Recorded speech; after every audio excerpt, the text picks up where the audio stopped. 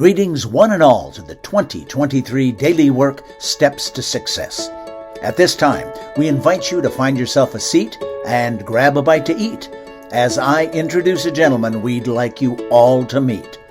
He is the senior economics contributor at Minnesota Public Radio and Marketplace, the author of 5 books on personal finance and the economy, and a dear friend of Daily Work.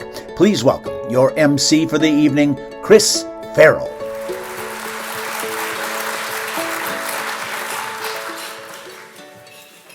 Well, thank you very much. I'm really honored to be here. But let's just take another moment to applaud our musicians and also over here. It's really wonderful. Really. I mean, what a great way to start an evening, right? And here we are. I mean, look at this, this beautiful Westminster Presbyterian Church, and just sort of walking through here, you just get this sense of community and all the the wonderful things that it's able to do. It just kind of reminds you of walking into the offices of Daily Work, although they're a little more understated, right? Wouldn't you agree? So, regardless, we're in a place that provides hope and understanding to those who are looking to increase their employment opportunities and create a more fully realized and sustainable life for themselves and their families. And Daily Work supports job seekers as they navigate that journey, helping them, find and raise their voice to develop a sense of purpose, belonging, and dignity. So that's the reason we're here tonight, right? And I'm really glad that you're here. We're going to celebrate. We're going to learn a lot. And we're also going to try and help people build a better future for themselves through work. And you're going to meet a number of people whose lives have been significantly changed by Daily Work. And you're also going to meet some people who support the organization. And of course, you've heard from our wonderful musicians. And we'll also hear from Daily Work Executive Director Julie Hoff, who will share her insights about some of the really difficult truths that make organizations like Daily Work critical for job seekers in this community. And although language is often one of the first major hurdles, a major barrier that a job seeker faces, tonight we were joined by one young man, who shared his passion through a universal language, music. Now, they've given me the honor to get things rolling. We're going to start off with a little pop quiz. Now, you can't use Siri or Alexa or anything else like this, all right? We got an honor system going here. But to who said this? Tell me and I forget. Teach me and I may remember. Involve me and I learn. So raise your hand if you think you know the answer. Anybody? Nobody? Well, there's a reason why you might not be raising your hand is that it's been attributed to a lot of people. Benjamin Franklin, Confucius, Anonymous, and Bob Dylan. But everything has been attributed to Bob Dylan, and he did not say it. But the message is true, and the message has really stood the test of time. Sometimes we really need to be actively involved in something before we have an understanding.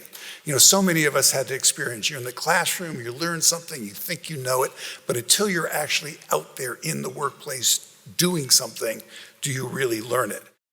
I just want to sort of take a moment to tell you a story about a lesson that I learned years ago about the importance of work and how work is so vital to our families and to our communities. So there's a lesson. So I was in elementary school. That was a long time ago. There were these 3 remarkable women that hovered in the background of my family, Aunt Julia, Aunt Agnes, and Aunt Ella. And they were nuns with the Sisters of Charity of New York, which is an order of educators that's dedicated to helping children who are living in families on low and unstable incomes. And Ella really stood out. I mean, she had a remarkable career. She's a college administrator. She taught mathematics. She testified before Congress in the successful effort to bring the nuns into the Social Security system. So the last time I saw Aunt Ella, it was at a home for aging nuns. It was in Yonkers, New York.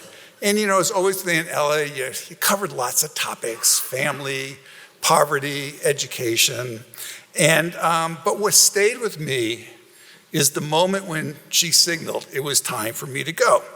She says, "I have to go now to take care of the elderly. There's work to be done." Now, Aunt Ella was 96 years old. And she was still working for a better community and a better society. Work was her purpose. And I'm glad to be here tonight because there's still a lot of work to be done, much more work to be done to create a more inclusive society and a more just economy. Work is fundamental to inclusion. A job, and more than just a job that offers decent pay, the chance to learn new skills, a community of coworkers, and prospects for advancement.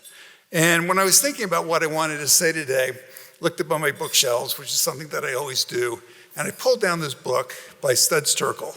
He's the legendary late Chicago broadcaster, oral historian, and he wrote in the 1970s a book called Working. And he interviewed just ordinary people in their jobs, in their lives. There was one famous person in there, it was Pauline Kael, the New Yorker critic. But everyone else, jobs that don't even exist today, like elevator operator, and people who worked on the railroad. And his introduction, an introduction is really worth reading. He reflected on what did he learn during these interviews. Now, he did these interviews over beer. I've never managed to do that, but I've always been really jealous. But what he said, work is about a search for daily meaning as well as daily bread, for recognition as well as cash, for astonishment rather than torpor. And too many people in our society remain marginal and marginalized in the job market. And we're going to see some videos later on, pretty shortly. And, I found these stories incredibly moving about the challenges that people face to join this job market, to be included in this society. Now, there is some good news, which is there are some worrisome tremors, but there's a lot to celebrate in this economy right now. It's an economy where employers are looking for workers, not where workers are looking for employers. And that is one definition of a good economy. And it looks like the job market that we're living through is a once in a generation. The unemployment rate is at a half-century low. And despite all the problems that we have in our economy, we continue to have job growth. And that's why, whenever I hear employers complain, can't find the workers that I need, I secretly cheer. I said, this is great. Because what is happening is that means you have to now look at people that you never looked at before. You have to look at people that you ignored for years. You have to think about better pay, about benefits, about how do you create career ladders in your organization. And we're seeing it. We're seeing it in that the Black unemployment rate, at least since we've been keeping records, has never been this low. The employment rate of people with disability has never been this high. So it is reaching down into our economy. And there is so much more work that needs to be done. And I think we've all learned tonight, even with this exercise, matching people who are looking for work for employers who are looking for workers, it isn't easy. The stakes are high, but the opportunity is there. And here's another way to think about it. So a couple years ago, a colleague and I were in Chicago, and we were doing reporting about the move in Chicago to bring down some of the public housing high-rises and create more diverse income communities. And at one point in our reporting, we met with this remarkable group of women, and they were strong, powerful women, and they had taken on the Chicago Housing Authority. And for the first time, they successfully got the Chicago Housing Authority to acknowledge that they would have a voice in the remodeling and the remaking of their complex. And so we're having this conversation as you're talking, and this one woman who grew up in the public housing project that we were in, but was also now working there, and she said something that has just stuck with me. She said, how do we connect the disconnected? That's the key to success in this community and any other community, is connecting the disconnected. And she was right. And a job is a critical part of making that connection. And I think that is why we're here today. And so what I get to do now is to, we're going to have a video about one of the personal stories of people whose lives have been impacted by daily work. We're going to hear their own voices. And as you'll see in the first video, some learnings are manageable and others will test the strongest resolve.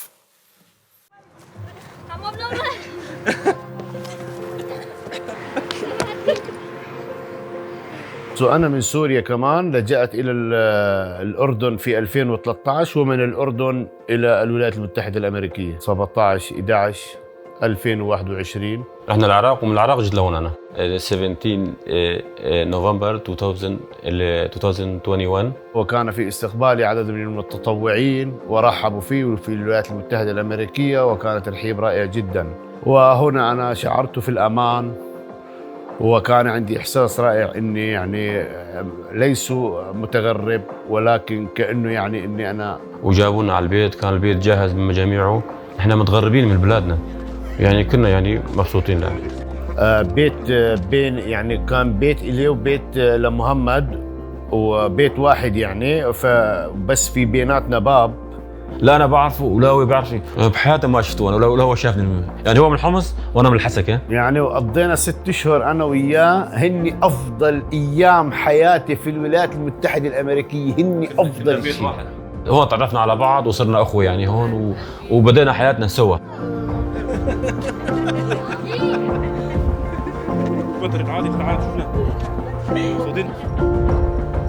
طبعا كان في صعوبة يعني إنه الواحد مثلا أتى على عالم آخر وقالت المنظمة إنه أنا 3 أشهر بينتهي عملي خلص.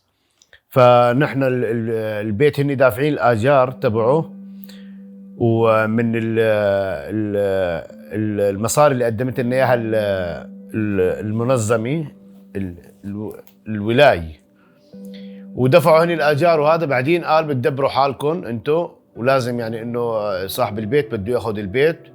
وقمنا صرنا نسعى لحتى حصلنا على بيوت تاني بس ولكن هون لن يكون لنا اي عمل، يعني ما عندنا اي عمل، ندور على شغل او على عمل ما نعرف شو بدنا نقول يعني. ولكن كان عندنا صعوبة انه ما نفهم اللغة يعني الكلام اللي بدنا نقوله ما نعرف شو بدنا نقول. ولا بنعرف قوانين العمل في الولايات المتحدة الأمريكية. يعني ما في كان مساعدة، ما لنا دخل أولي لا دخل شهري، لا في عندنا مساعدات، حتى المساعدات الحكومة قطعوا عنا المساعدات، الفود والكاش كله قطعوا عنا. والله بصراحة يعني نحن أنا بالنسبة لك وعبد العليم شفنا بيت له وأنا ضليت أنا بلا بيت ولا في عمل ولا في شيء. ما في عمل. نحن كان في قالوا لنا إنه مسؤول عنكم تبع شاب اسمه علي، يعني هذا بيرجع الأمر هو لازم يأملكم عمل، لازم يساعدكم في الحصول على المدارس كذا وهيك.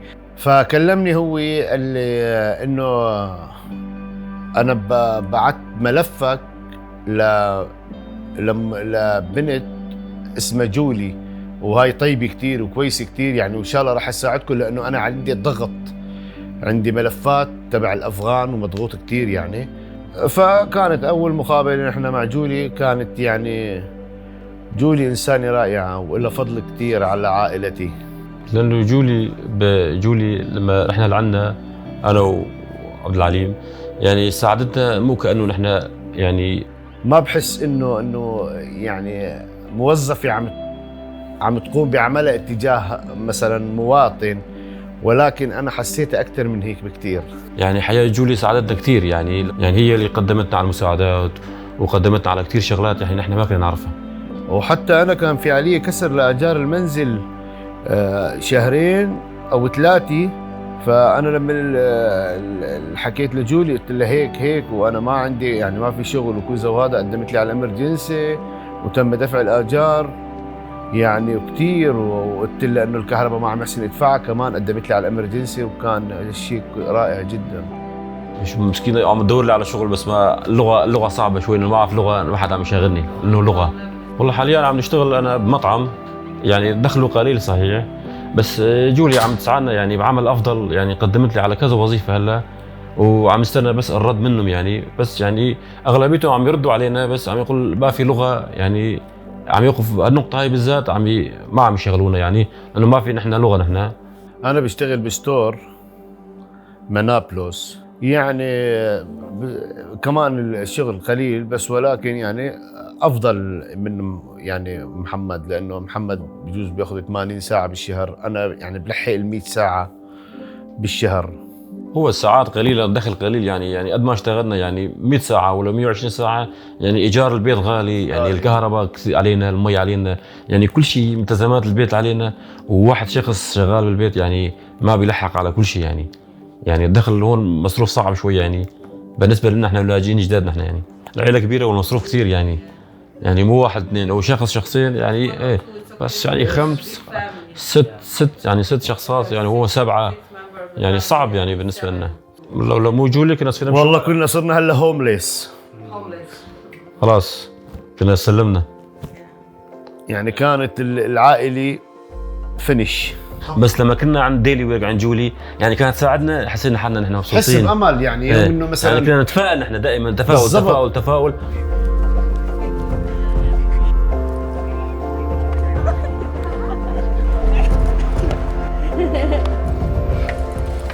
يعني احنا بالمستقبل ناويين انا ومحمد نسوي شركة يعني كونستراكشن، يعني نعمل شركة بلاط وسيراميك وجبسين بورت صحية كهرباء، يعني كامل كله، لأنه يد مع يد هيك نبني المستقبل، مشان نساعد ديلي ويرك. يا ديلي ويرك ساعدتنا، ونحن كمان بدنا نرد المعروف.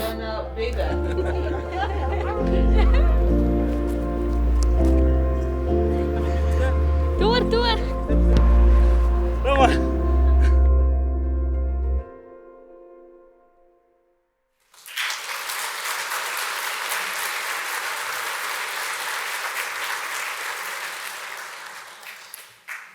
Beautiful families, and I think you'll get your construction company. Yeah. So thanks to the support of Daily Work, Abdulalim, I hope I pronounced your name correctly, Abdulalim, and Mohammed.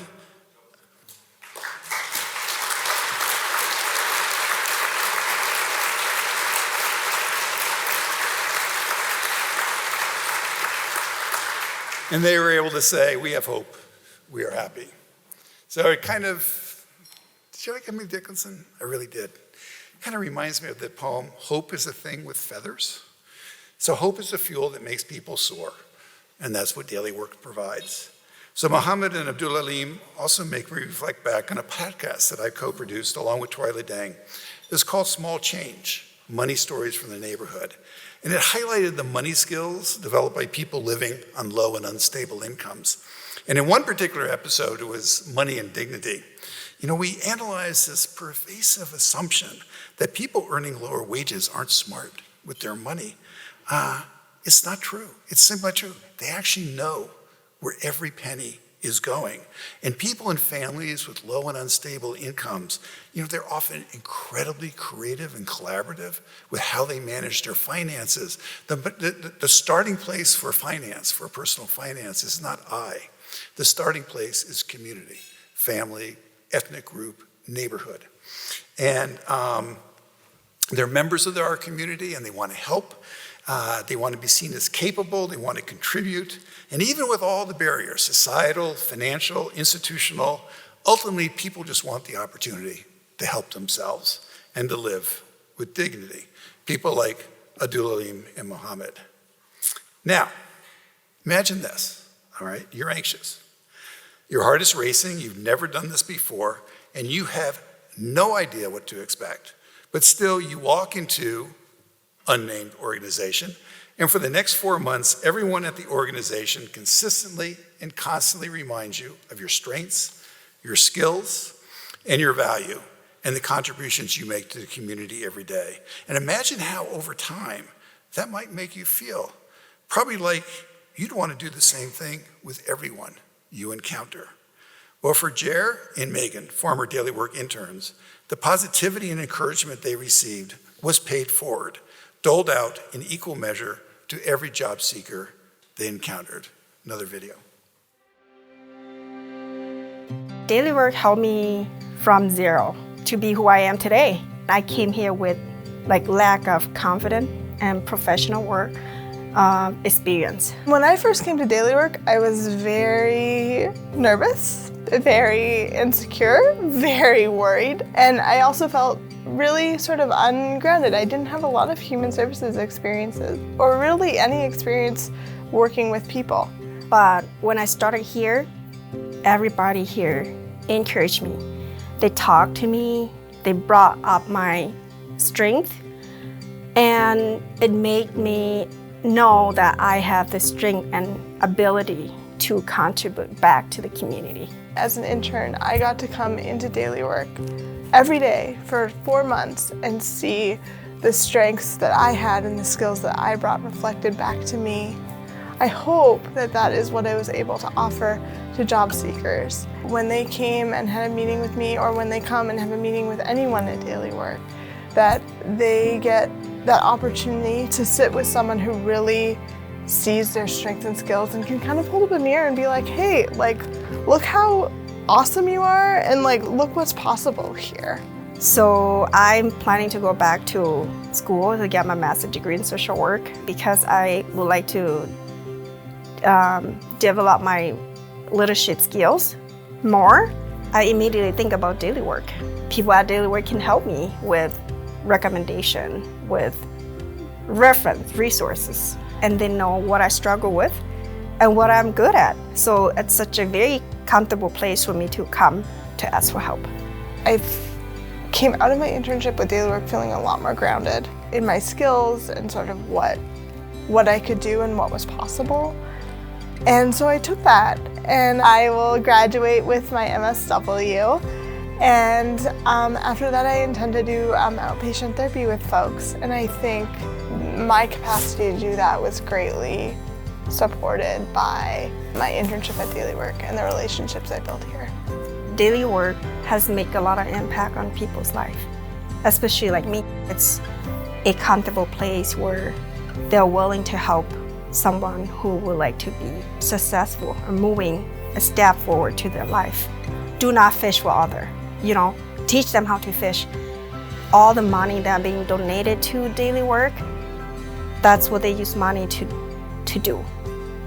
Teach other people skills, give people opportunity to become more confident on their career. And that's me. I think the really beautiful thing that Daily Work does is it's so relationship oriented. It's viewing a person as a whole human being with all their goals and dreams, and when you give to Daily Work, that's what you're giving to.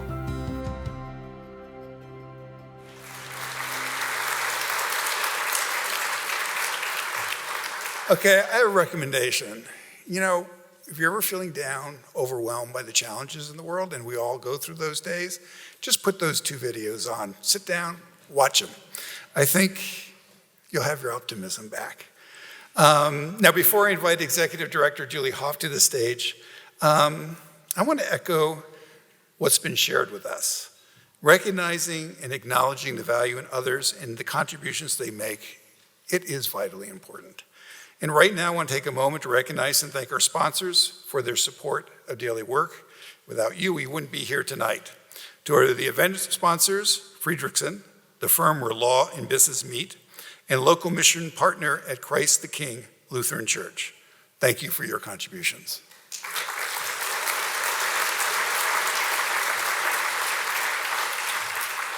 And to the in-kind sponsors, Stage Time Productions and Thrivent. And your generosity helps job seekers take one more step towards success. And a heartfelt thanks to all the people and organizations that partner with Daily Works to ensure their motivated job seekers have the support and resources they need to find quality work with livable wages that can provide a foundation for a thriving life. Now, I would be remiss if I didn't mention the wonderfully talented musicians that performed for us earlier this evening. So it's my honor on the cello, Gianna Nakano, a former Daily Work intern and graduate of St. Olaf College. Maria McCoy, also a graduate from St. Olaf College. She was on the violin. In addition, Chadish, who I believe, he told me Chacha is his nickname. Chacha Akun, a Daily Work job seeker, and that was just a wonderful piece that you played from Turkey. Really appreciate it.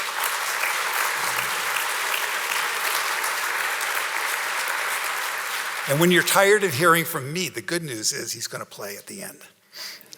So now it's my time, great pleasure to introduce the person whose relentless determination makes Daily Work work. Not always the first one in the building. Now, I didn't write that line. I want you to know that. I didn't write that line, but not always the first in the building, but definitely the last to leave at night. She is dedicated to the mission of Daily Work to support people in living meaningful lives through work. Julie?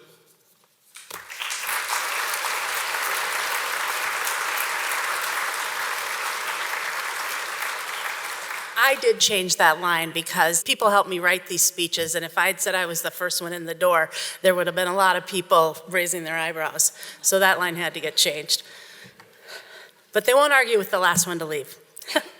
Anyhow, good evening, everybody. Thank you for being here. My name is Julie Hoff, and it is my honor to serve as the Executive Director of Daily Work, and you just met, four of the people who make it my honor. It's hard to get up here and not share 1,000 stories with you because each of these people that we work with are just near and dear to my heart, and it's hard to do that. So, I've heard it said that the reason for the current labor shortage is that people don't want to work. How many of you have heard that too? Well, in 11 years at Daily Work, I can tell you unequivocally that is not our experience at all. In fact, mostly I'm shocked at the perseverance of our job seekers in the face of a lot of obstacles. And I'm going to tell you a little story about Georgia and Chris's comments about how the labor market has changed. Georgia is one of those people who was overlooked for 4 years at Daily Work. She's a proud grandmother, and she started coming to us in 2018 when she was 67 years old. She just wanted a job where she could get out and use her skills, and she felt like that would add some quality of life for her, and she could use the money too. At the time, she had no computer skills.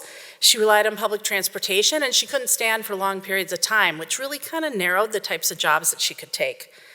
And did I mention that she was 67? Age discrimination in the workplace starts at 35 and 40 years of age. So over those 4 years, Georgia came to Daily Work 118 times. That's about every other week through a pandemic.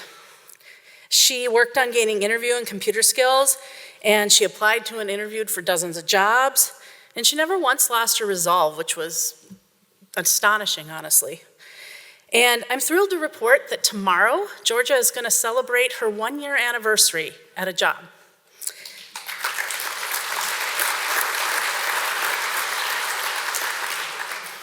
A lot of places wouldn't work with somebody like Georgia. A lot of places don't want to work with people who don't want full-time jobs, or they would maybe have given up.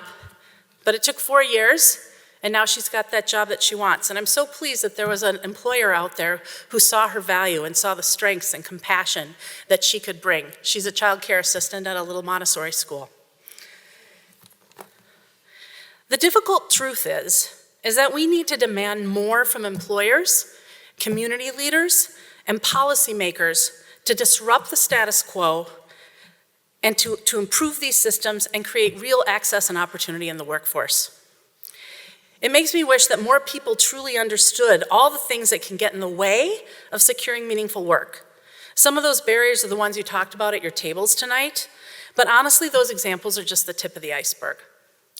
The complexities involved with navigating the getting and the keeping of a job and how they intersect with our job seekers' skills and needs surprises us every day. Here are 2 examples. And just imagine for a moment what this might mean for some of your characters.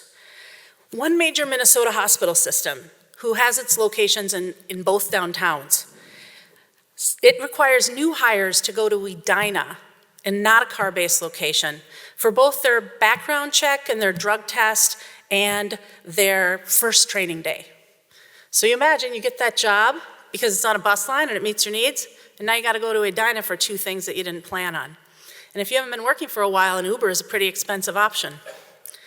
Another major employer requires applicants to answer multiple emails, like every 48 hours, for the background check, the drug test, the pre-employment assessment, and a few other things. If you miss one of those 48-hour deadlines, they assume, and they write this in the email, that you are not interested in the job and they terminate your application. Those are difficult truths in my world. And don't even get me started about how difficult it is to navigate government bureaucracy. Emergency rental assistance can take up to 12 weeks depending on the county you live in, and not many emergencies can wait that long. Government assistance programs have extensive reporting requirements, and if you need to talk to someone about your benefits situation, well, good luck. One of our case managers, who's sitting right in front of me, this is his story, Vince's story, called more than 15 times to request an address change for a job seeker, without a single call back. Eventually, the job seeker's benefits were terminated and they just had to reapply. To be clear, this is not about government employees not doing their jobs. It is about caseloads that are too big and paperwork requirements that are just too extensive. Requirements which often harshly penalize people like Abdulalim and Mohammed and their families when they suffer the loss of those critical benefits. Another difficult truth is that transportation, computer skills, and the English language are not the only barriers our job seekers are facing. They also face discrimination, racism, and as noted, these oppressive systems that are built to keep people out, not let them in. And when it comes to job seekers, at what job seekers can look to earn, Minnesota has some of the worst disparities in the country. Native Americans earn just 68 cents for every dollar that a white person earns. Latinx folks earn 70 cents. Black people earn 71 cents.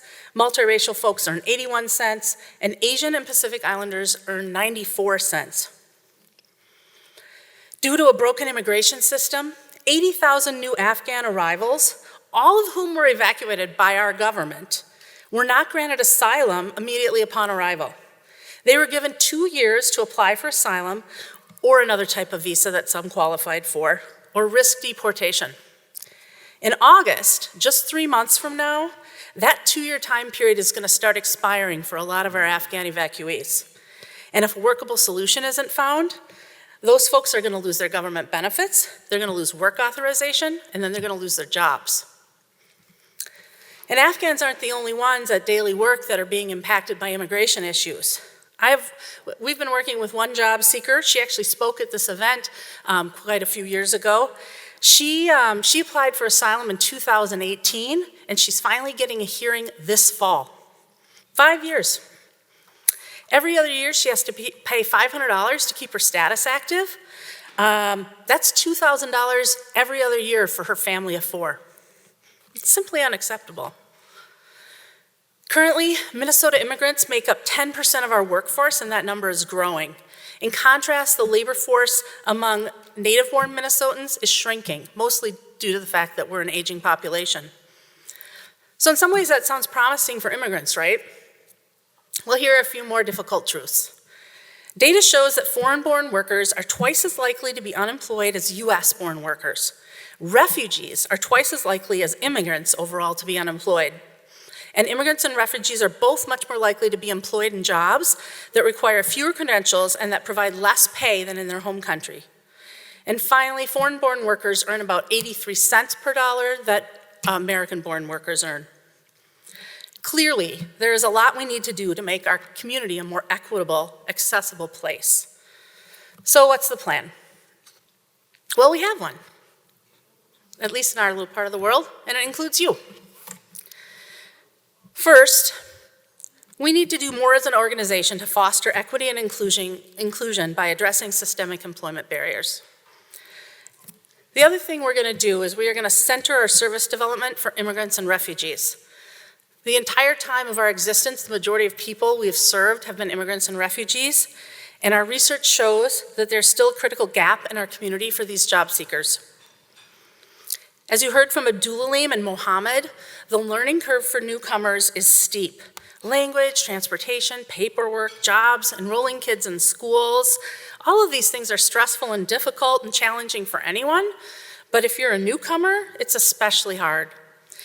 So to meet these additional needs, Daily Work has made investments in interpreter support, transportation support, securing housing and furniture, making home visits, but there's so much more we could be doing. Second, we are committed to building transformational relationships that deepen well-being and connectedness. What do I mean by that? We are committed to not just what we do, but how we do it. Students from the University of Minnesota recently completed a research project with the goal of understanding what our job seekers, interns, and volunteers find transformational about their interactions with Daily Work. The two key takeaways from their research affirmed our belief. One, relationship building and connection is at the center of everything done at Daily Work. And two, our person-centered holistic approach is the catalyst for building those connections and creating meaning for all those involved. In fact, CDC research shows that when people are socially connected and have stable and supportive relationships, they are more likely to make healthy choices and have better mental and physical health outcomes. They're also more able to cope with hard times, stress, anxiety, and depression.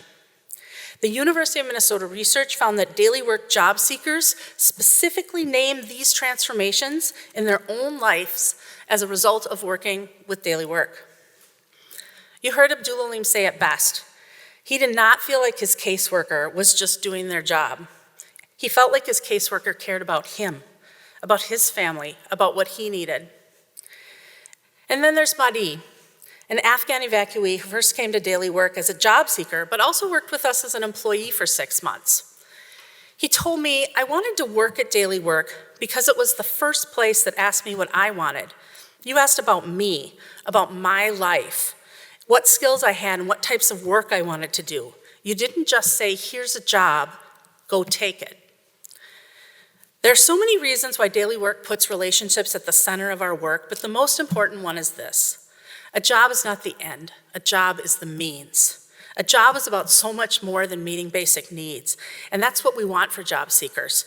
Not just a job that gets them by, but a quality job that provides them with a foundation for living the life they want. And this approach is working for our job seekers. Based on our 90-day check-ins with people who got jobs, and we do this for a year, these 90-day check-ins, 91% report liking both their job and their supervisor. 92% feel like they get along with their coworkers.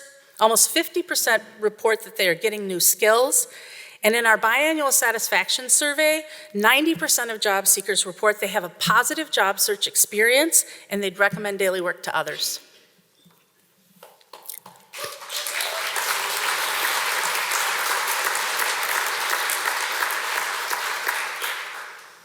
But let me be clear, 90-day check-ins are great, but when it comes to our job seekers, we're playing the long game. When providing services, our long view relationship-based approach is intentional. First, preparing for and finding quality sustainable work takes time. Most of our job seekers are initially securing entry-level positions.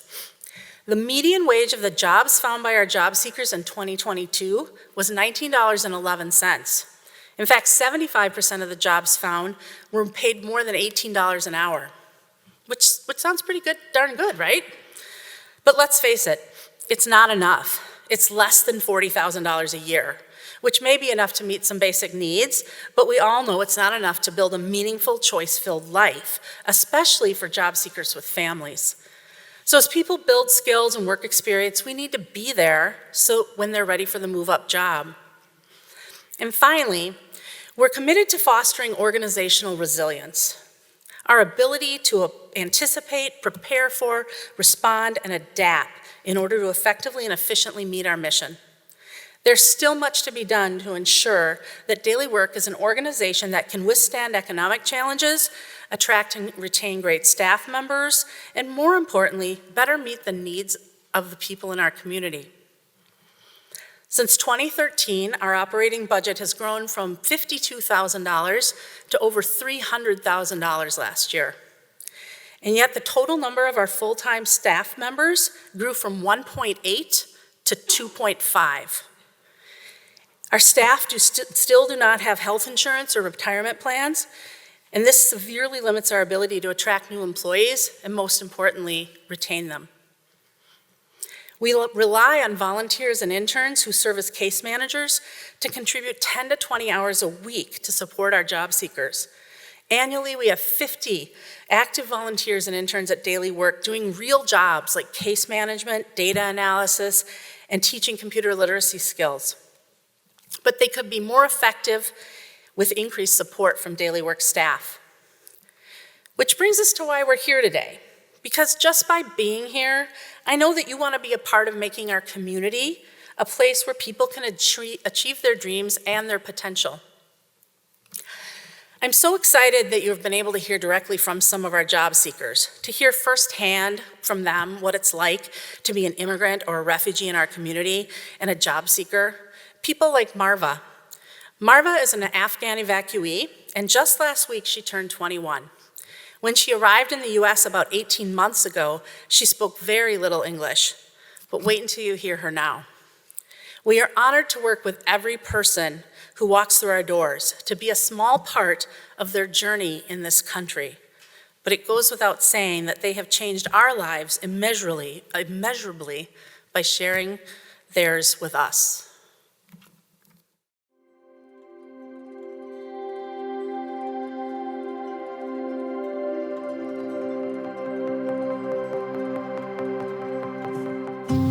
Everything is hard when you move from the different country to different country.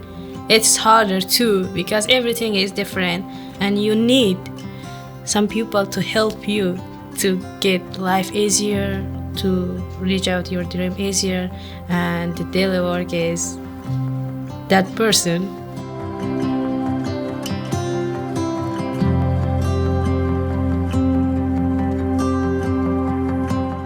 When I came here, we have like difficult things. At the first, I didn't know English on that times, and it was too hard because when I went to the hospital or something like that, when go to school, and it was hard to speak English.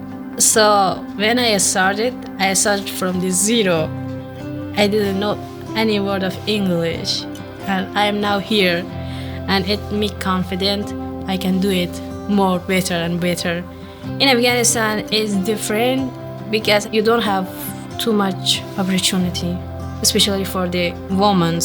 Yeah, the boys can do everything they want, but the women's not. They just can work at home or some office, and that was really hard. And when I came here, I just say I want to study fashion and design. I want to design the Afghani clothes because I am Afghan and I have a own business in the future. I was looking to study here, but when I went to the college and they said you are not citizen, you cannot study here, and I just disappointed and leave it. And after that, I just looking for the job, and I get a job, and that was too hard because I didn't know about the Google Maps, and I just spent in the street like an hour to find the bus station. And after that, I said, okay, you can work your whole life, but you have to study too. And I just went to the college again. I just say, I want to study here. And they said the same thing, you cannot study here. I say, okay, I want to study here. Every day I just went to college and say, I want to study here, I want to study here. And they said, no, no, no. And then I jumped to Daily Work and say, I want to study. Also, Daily Work give me a computer because I really need a computer, and that's really good because then I just look at the website and they said Afghani people can study in the college if they have parole case or asylum case or asylum in the process, and I just show them it's you write this here, it means I can study here, and they said okay, you can study here. And I'm at the college now, and now I'm playing soccer and there I just follow my dream here. I was looking for the house and I went there and I met Jolie there and I just talked with her. She is helping me to find a new apartment, and that'd be a good area because that I need to new job too.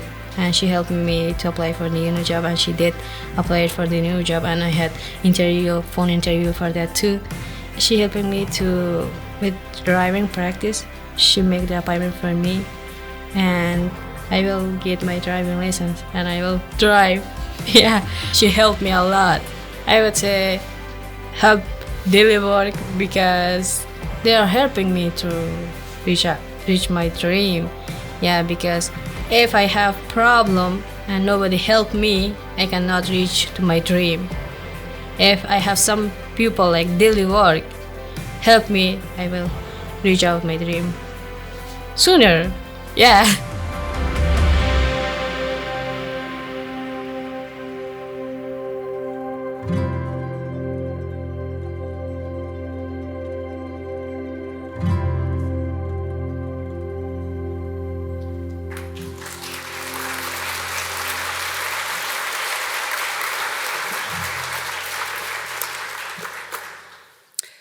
So if you look up the word dogged in the dictionary, Marva's picture is literally in there. And that's just one example of her determination. She also played on the Afghan women's national soccer team, and let's just say that was not an easy sell with her family. So many of you in this room have already given generously to support daily work, and we want to thank you for that. All of the stories we've shared today and the successes of our job seekers would not be possible without your support. Before we wrap up tonight, there's one more important truth to share. Right now, the biggest barrier to daily work making greater impact is financial. We know because you are here tonight that you believe that every job seeker deserves the ability to define their own lives and go after the jobs they want so they can live their dreams. Prior to this evening, with the generous support of our community, we've raised $70,000. Tonight, thanks to you. Tonight, you can help us raise the remaining $30,000 needed to help job seekers in our community. People like Mohammed and Marva and Abdulalim. Your support not only impacts their lives, but the lives of their families as well. As you've heard tonight, we have big plans and bold visions for the future, and we invite you to be a part of it, to help us bring those plans to fruition with your financial support. Our work is far from done, but together we can do so much more. When Mohammed's daughter asks me about helping her to go to summer school so she can keep learning English, I want to be able to connect her with a case manager right away. Your dollars support staff salaries and our ability to hire and retain quality staff. You heard Mohammed, Marva, and Abdulalim share that the staff are a critical part of what makes daily work work. I want to just take a minute to recognize our volunteers and our staff and our interns. For those of you in the audience, could you stand up for just a moment? Come on, I know there's more.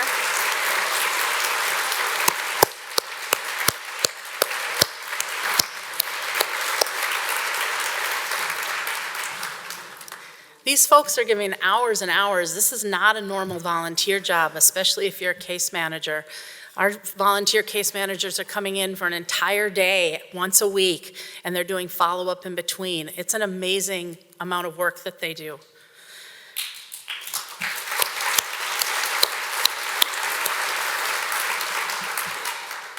Every person you saw stand just now wants to go consistently above and beyond for every job seeker who comes through the door. With your support, we can hire a program director to provide interns and volunteers with more training, job seekers with more support, and build local employment partnerships to increase job opportunities. We can hire interpreters that help remove language barriers for job seekers and additional case managers to support job seekers consistently and effectively. All of these things enable us to have impact, not just for today or tomorrow, but for generations to come.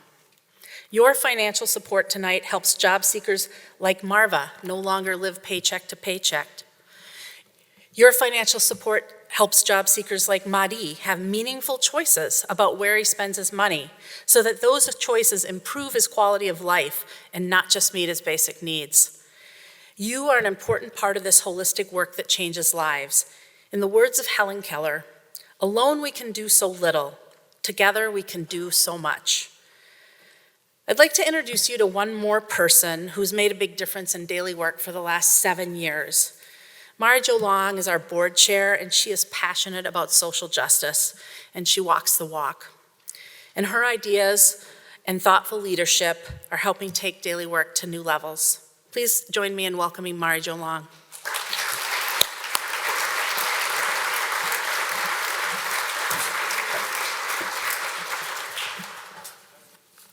All right, good evening, everyone. So as Julie mentioned, I have had the honor of serving as the chair of the board of directors at Daily Work. I've been on the board for about 7 years now.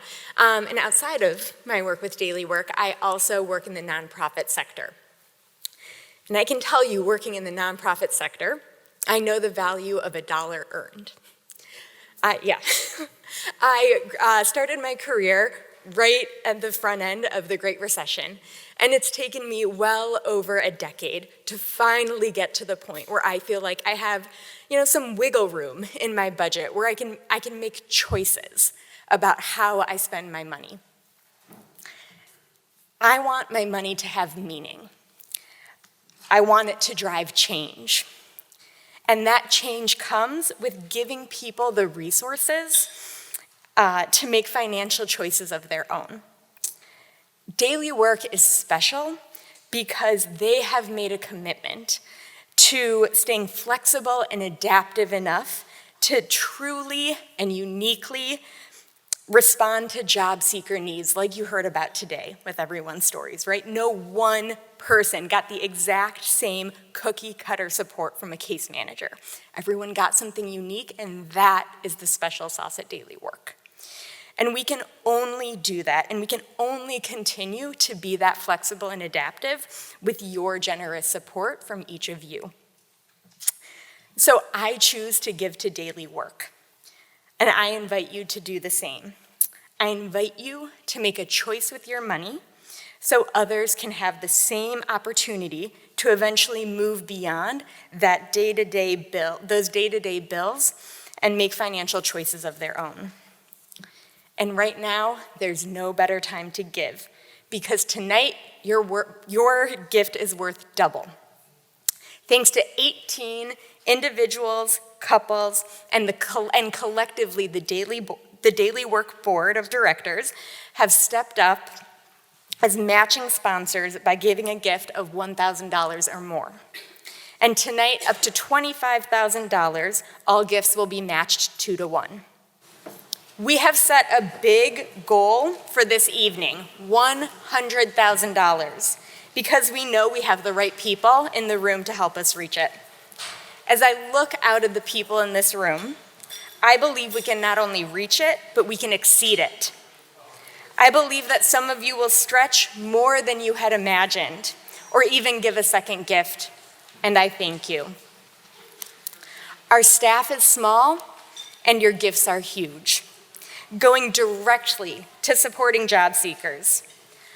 I'm going to share some specific ways your investment tonight makes an impact at Daily Work.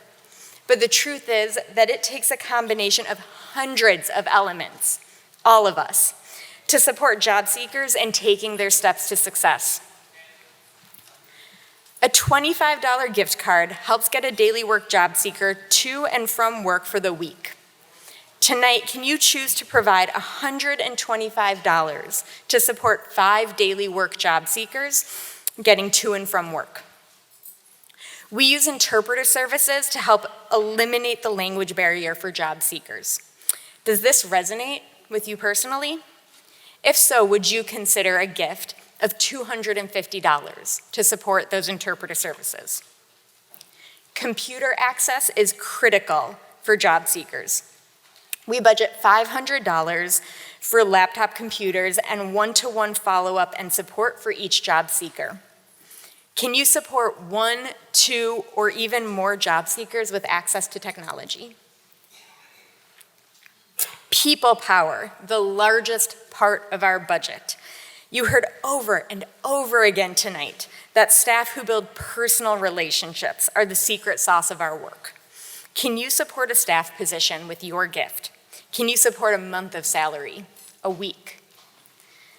We know there are many nonprofits doing great work in our community, and we ask that if connecting people to life-changing employment is what makes your heart soar, that you give generously this evening. And remember, all gifts are matched 2-to-1 up to $25,000. None of our successes are entirely our own. At some point, we have all had help from our parents, from friends, and maybe their parents or friends, right? Someone gave us advice about our education, our career, our finances, and someone gave us that in at a company where we got a job. As Maro said, daily work is that person for her and for so many others who don't have those supports and networks yet. Tonight is not about where we are right now. It's about creating the life and the community that we dream of. So I invite you to give generously. Help us reach and exceed our goal. Give so that others may have better opportunities and resources to obtain jobs and let them lead thriving, meaningful lives. The easy truth is, there's nothing more important than that. Thank you.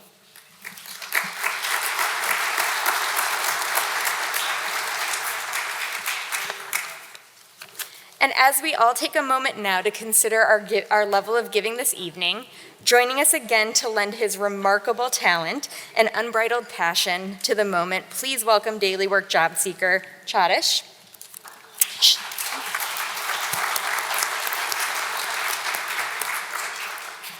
Chadish is just 22 years old and arrived in the US just 6 months ago. And as you consider your gift to Daily Work, think about young people like Chadish and Marwa who will soar higher and faster with our partnership. Thank you.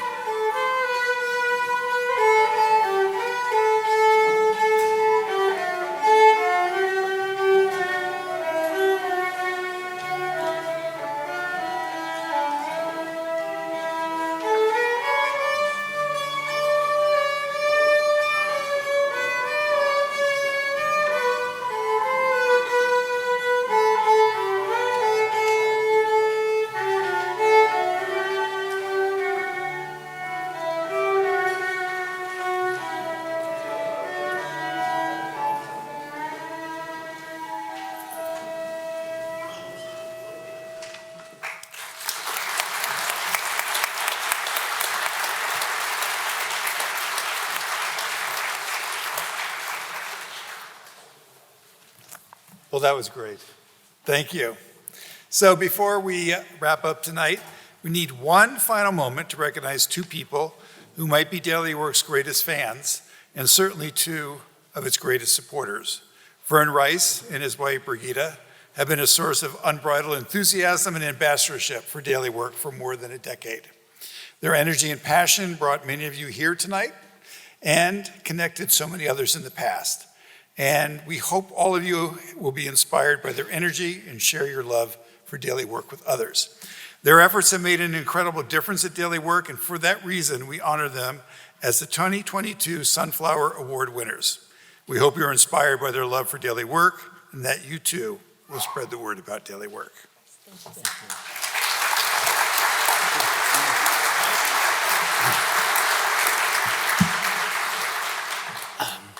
My wife, Brigida, couldn't be here tonight. She would love to be here. She's partially handicapped now. And actually, she is more generous than I am. I have to restrain her sometimes when we're giving to Daily Work because she always wants to give another $500. But she keeps me under control pretty well. Thank you so much. We believe that Daily Work is one of the most effective charitable gifts we give. Because when you give somebody a chance for a livable job, just about everything in their life changes. And we're so proud to be a part of this support. Thank you. Thank you.